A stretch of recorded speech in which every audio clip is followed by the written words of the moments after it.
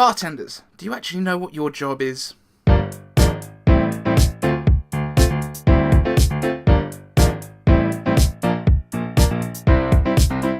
Welcome, ladies and gentlemen, to the BartenderHQ.com podcast. I apologise for being a day late.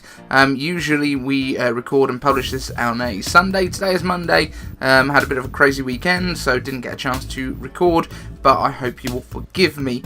That being said, let's get on with some industry news before we get to our main topic for the day. The latest industry news from Bartender HQ. You know I love a bit of celebrity booze news. I've always been hugely interested in space. I think we might have even mentioned this when the original story came out, which was quite a long time ago. Elon Musk, the guy behind SpaceX and Tesla, and what else does he do? Everything. Solar City, which is the solar panels and stuff, is releasing his own tequila. Good times. I believe it was something that was originally intended to be a bit of a joke. However, it looks like it's actually going to happen now. He has registered the trademark for Teslaquila. One thing to be pleased about is that the label says 100% pure agave, but this is a guy who has sold flamethrowers to people. That has not been something we've been able to get hold of in the UK, so unfortunately they haven't come this far yet. However, maybe his tequila will. It's very exciting. The bottle very much looks to me like a Sauza Hornitos bottle, but that could be just my eye being fooled, and this could also just be a mock-up, so we will see what happens. Be exciting to see if that actually appears sometime soon. Next up, just a couple of quick headlines for you. I'm not going to delve into these articles purely because I want to get onto the main topic today, and if you're really interested in these things, you can shoot over to the BartenderHQ.com website and you will be able to jump onto the links directed to the spirits business. So we've got Johnnie Walker is going to be opening a Madrid flagship store. Angel's Envy aims to connect drinkers and distillers. Aldi in Scotland will be stocking McQueen's pink gin.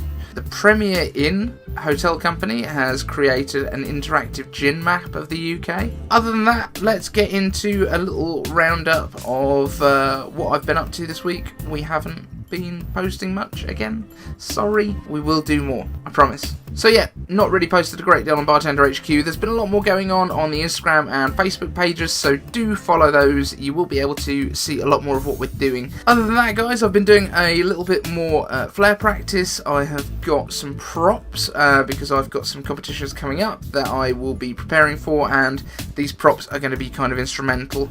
If you know the routine that I did for the last competition, the Midlands Flair Open, which it was set to The Greatest Show. Ladies and gents, this is the moment you've waited for. From The Greatest Showman movie. One of the props that I've just bought myself is a juggling manipulation hat.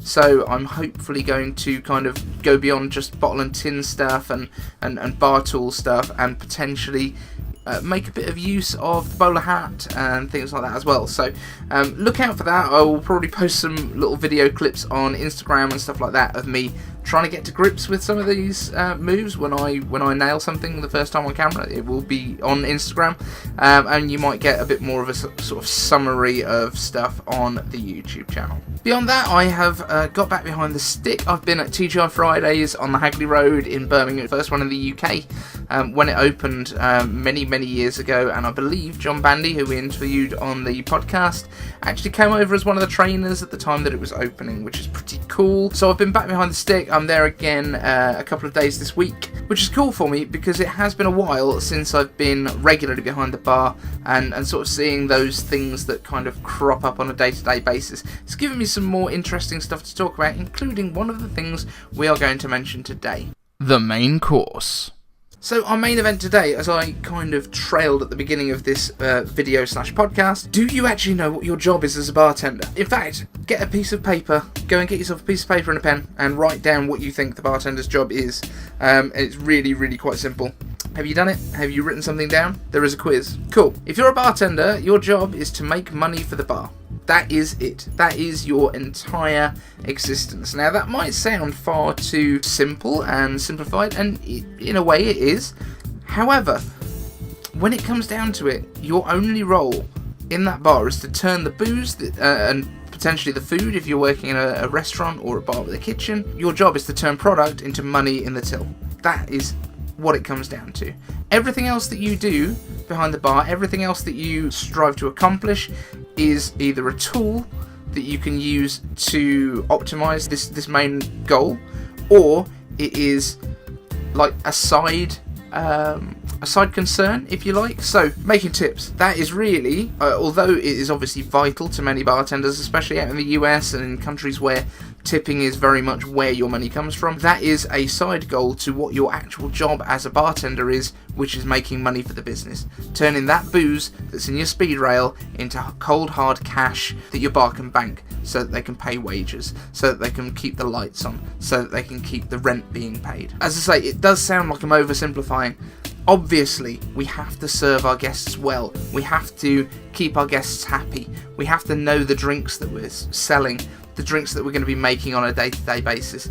However, all of these things just come down to a tool for turning that booze into more money. Serving your guests well is not your job. Making money from those guests, taking their money off of them in exchange for booze, is your job. Now, this is not to say that service is in any way less important than you all know it is.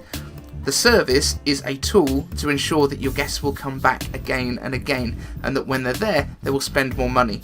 Your drinks knowledge is, you learn the drinks, you know the relationships between drinks, so that you can recommend to your guests, so that you can add on something relevant, so that you can add value to their experience. Because if you're going into a bar and you're ordering a regular beer, you could buy that from a store, drink it in your house, and you would have the same beer. It's the same beer. What you are adding is the experience for your guests.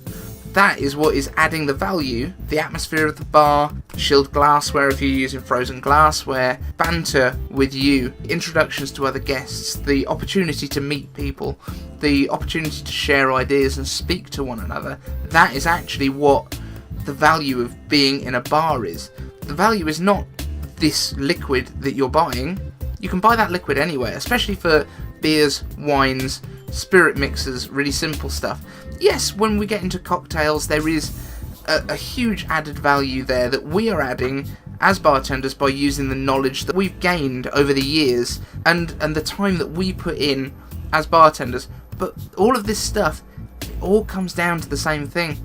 We're there to take money from our guests and give them drinks and an experience in return. Am I mad thinking this? Like, your job, whenever you're behind the bar, if there's a guest there that wants to spend money with you, is to take that money. Keep them happy, by all means, so that they can come back again and spend more money and choose you over the bar down the road, or the liquor store, or the grocery store. If you are behind that bar, you're capable of making drinks, and you choose instead to be filling up a fridge, because it's the end of the night's coming up, you're emptying your ice wells, you're getting everything clean. Yes, we've got to keep the bar clean, because we need to keep the lights on. We don't want the health inspector coming in, the environmental health, coming in, checking your bar, finding out that it's an absolute state, finding out that it's disgusting and it's a health hazard, and then they shut your doors. Then you're not doing your job because you can't take money from the guests. Do you see where I'm going with this? Your job is to make sure that you can take money from your guests. Yes,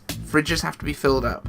Yes, it has to be done. And if you are there and it's your role to fill that fridge up, if a guest walks up to that bar, you drop everything and you serve that guest. You drop everything. The guest is number one. Absolutely, because they are what's going to put money in the till, and that is the money that keeps the lights on, that enables you, if you're a tipped employee, to keep coming into that venue and making your tips. Does this make sense to people? I don't know if I'm absolutely insane, if I'm completely missing the point here, and if I am, do tell me. Get in touch, tweet me at BartenderHQ, or leave a comment if you're watching here on YouTube. It really frustrates me that people who work in hospitality choose to turn their back on a guest at times in order to busy themselves with other things, with, oh, well, I need to get this done so I can leave soon. Or, well, I need to tidy up, I need to cut more fruit. Yeah, if you need to cut fruit, yes, that's going to speed up your service so that you can serve more guests and to put more money in the till. But if you are neglecting guests for the sake of filling up a whole bucket of limes, you've missed the point completely. Now, this is a rant. I'm sorry, I don't normally rant. on this podcast, but this is something that really annoys me. It's not something that's happened at TGI Fridays. I want to point that out straight away. The guys at Fridays have been great. The service is great. They really focus on the guests.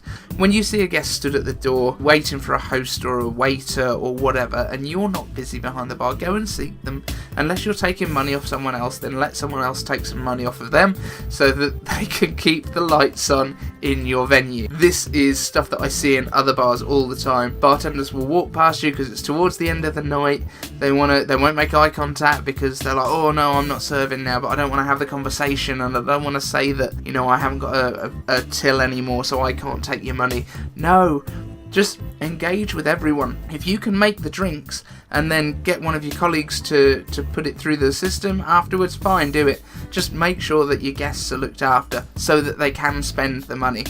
And also, I've mentioned this a lot of times, more around restaurants than probably bars, although if you run tabs in your bars, this will also apply to you. When your guest wants to pay, when they want to close their tab, or when they want to leave their table, when they've finished their meals, when they've finished drinking for the night, take their money from them straight away. Give them their check, and then don't be more than 30 seconds before you check if that money has been paid. Because it is the most frustrating thing in the world when you have finished, you've enjoyed your meal, you've enjoyed your bar experience, and you are sitting there for 20 minutes waiting for somebody to come and take your money. You've enjoyed all of the good stuff, you've had all of the experience that you want, you've had a great night, you're right in that mode where you want to give your money over, and somebody can't really be bothered. They've done the experience stuff, they've done all the interesting stuff, maybe they feel awkward about taking your money. I don't know why, because that's why they're here. As soon as somebody is ready to pay, take their money so that they can go. Otherwise you're just getting in the way of their day. Are they going to come back again? Maybe, maybe not.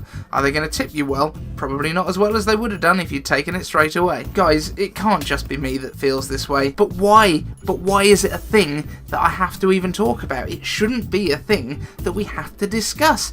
This is the basics.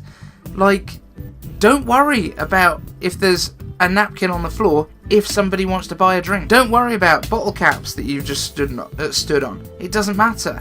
If someone wants to buy a drink, take their money. If your bin's getting full, yeah, as soon as there's a gap, go and empty it. Grab yourself a new bin. But if somebody wants to spend their money with you, take their money. Okay, guys, that's it. That's all I wanted to get off my chest today. Bartenders, waiters, barbacks, anyone, help your guests spend more money with you. If that's selling doubles, sell doubles. But ask them. Don't just give them a double and hope that that's what they wanted. Offer shots on the side of a round. Offer better spirits.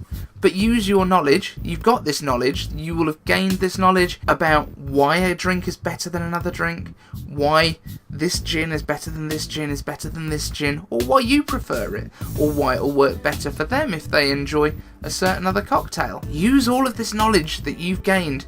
That bartenders, if you're listening to this podcast, if you're watching this video, you're a bartender that gives a crap.